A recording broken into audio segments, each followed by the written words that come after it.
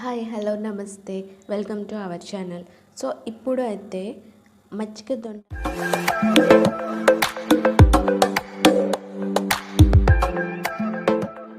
కావాల్సిన పదార్థాలు ఏంటో చూద్దాం.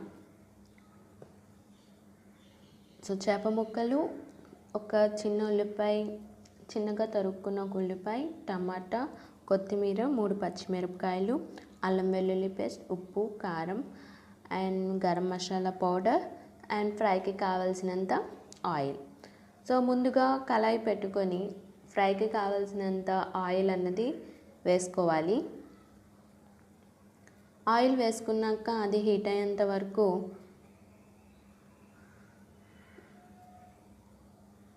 హీట్ అయ్యాక పచ్చిమిరపకాయలు, మనం ముందుగా చిన్న ముక్కలుగా కట్ చేసుకున్న ఉల్లిపాయ, కొత్తిమీర వేసుకోవాలి.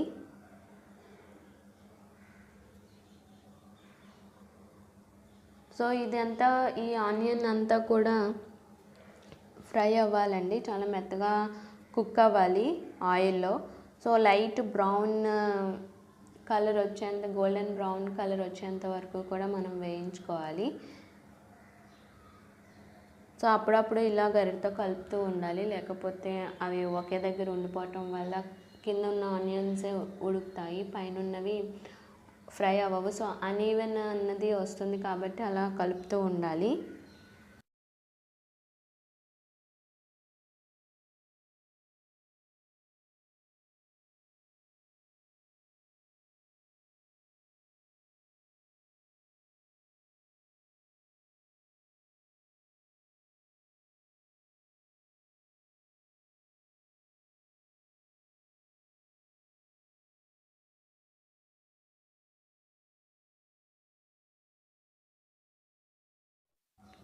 సో చూసారా, లైట్ గోల్డెన్ బ్రౌన్ కలర్ వచ్చాక మనం ఈ టమాటాని యాడ్ చేసుకోవాలి. సో టమాటా ముక్కల్ని వీలున్నంత వరకు చాలా చిన్నగా కట్ చేసుకోవాలి అండి, ఎందుకంటే త్వరగా కట్ చేసుకుంటే చిన్నగా కట్ చేసుకుంటే త్వరగా కుక్ అవుతాయి. సో ఇక్కడ కూడా ఈ టమాటా మొత్తం చాలా మెత్తగా ఉడకాలి, ఎందుకంటే చేపల పులుసులో లాగా మనం దీనికి పులుపు అన్నది మళ్ళీ సపరేట్గా యాడ్ చేయం. సో ఈ టమాటాలో ఉన్న పులిపే మనకి చేప ముక్కలకి పడతాయి. సో అందుకని టమాటాలు చాలా మెత్తగా ఉడికేంత వరకు కూడా మనం ఫ్రై చేసుకోవాలి.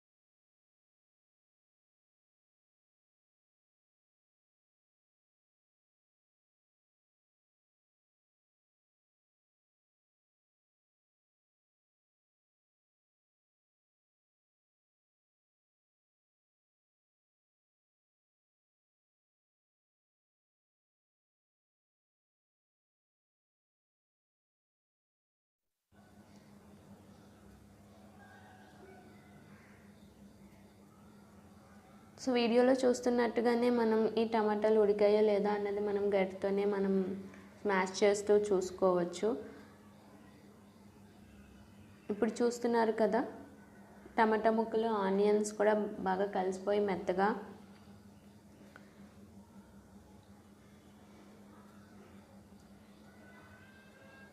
ఇలా మెత్తగా అయిపోయిన ఈ ఆనియన్స్, టమాటా దాంట్లో అల్లం వెల్లుల్లి పేస్ట్ యాడ్ చేసుకోవాలి.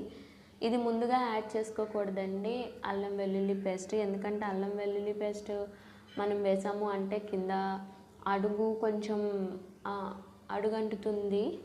సో దానివల్ల ఏంటంటే ఈ ఆనియన్స్ కానీ టమాటాలు కానీ బాగా వేగవన్నమాట.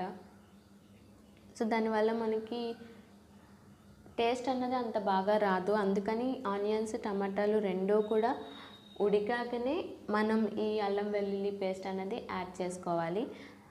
ఈ అల్లం వెల్లుల్లి పేస్ట్ యాడ్ చేసుకున్నాక దాని యొక్క పచ్చి వాసన పోయేంత వరకు మనం ఫ్రై చేసుకోవాలి.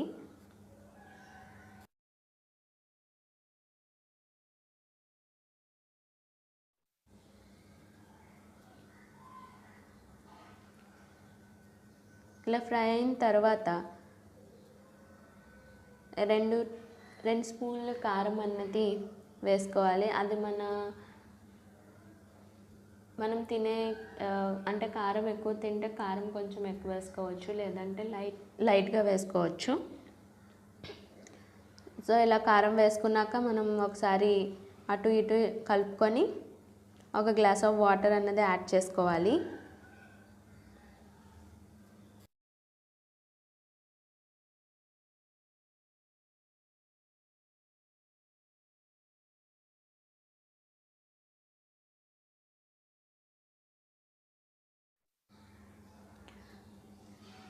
So glass of water add చేసుకున్నాక మనం మొత్తం ఒకసారి కలుపుకొని మనం ముందుగా క్లీన్ చేసుకొని పెట్టుకున్న మజ్జిగ దొండవ చేప ముక్కల్ని ఈ వాటర్లోకి యాడ్ చేసుకోవాలండి. యాడ్ చేసుకున్నాక 5 to 10 minutes మనం మీడియం ఫ్లేమ్లో పెట్టుకొని మరిగించుకోవాలి. సో చూసారు కదా, సో ఇలా మరుగు అన్నది స్టార్ట్ అయిన తర్వాత మనం ఈ స్టవ్ని సిమ్లో పెట్టుకొని ఇంకో 2 to 3 minutes మనం ఉడికించుకోవాలి. సో చూసారు ఇలా దగ్గర పడుతుంది. దగ్గర పడ్డాక మనం గరం మసాలా అన్నది వేసుకోవాలి. గరం మసాలా వేసిన తర్వాత మనకి దగ్గర పడటం అన్నది స్టార్ట్ అవుతుంది. గరం మసాలా వేసిన తర్వాత చాలా జాగ్రత్తగా ఇవి కలుపుకోవాలి, ఎందుకంటే మనం నార్మల్గా చాలా ఫాస్ట్గా కలిపేస్తే ఆ చేప ముక్కలు విడిపోతాయి. సో కాబట్టి చాలా కేర్ఫుల్గా మనం వేసిన మసాలా చేప ముక్కలకి పట్టేలాగా మనం కలుపుకోవాలి. సో చూసారు కదా అలా.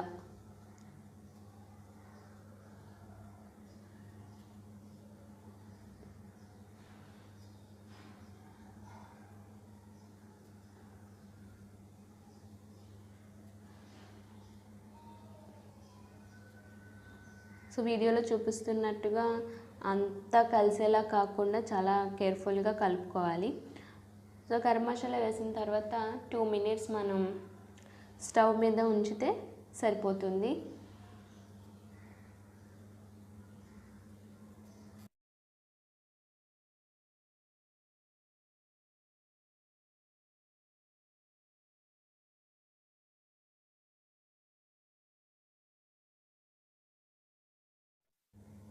టూ మినిట్స్ అయిపోయిన తర్వాత స్టవ్ ఆఫ్ చేసేసి సర్వింగ్ బౌల్లోకి తీసుకోవాలండి. ఈ సర్వింగ్ బౌల్లోకి తీసుకున్నప్పుడు కూడా జాగ్రత్తగా, అంటే ఫస్ట్ మనం ఈ చేప ముక్కలు ఏవైతే ఉన్నాయో ఆ ముక్కల్ని ఫస్ట్ బౌల్లోకి తీసుకోవాలి. నాలా ఫస్ట్ టైం కనుక చేస్తున్నట్టయితే మరీ జాగ్రత్తగా చేయాలి, ఎందుకంటే తీయటం కూడా రాకపోతే ఆ చేపలు అన్నవి విరిగిపోతాయి అన్నమాట. సో చేప ముక్కలన్నీ తీసేసుకున్నాక అందులో మిగిలిన గ్రేవీ మొత్తాన్ని పైన వేసుకోవాలి.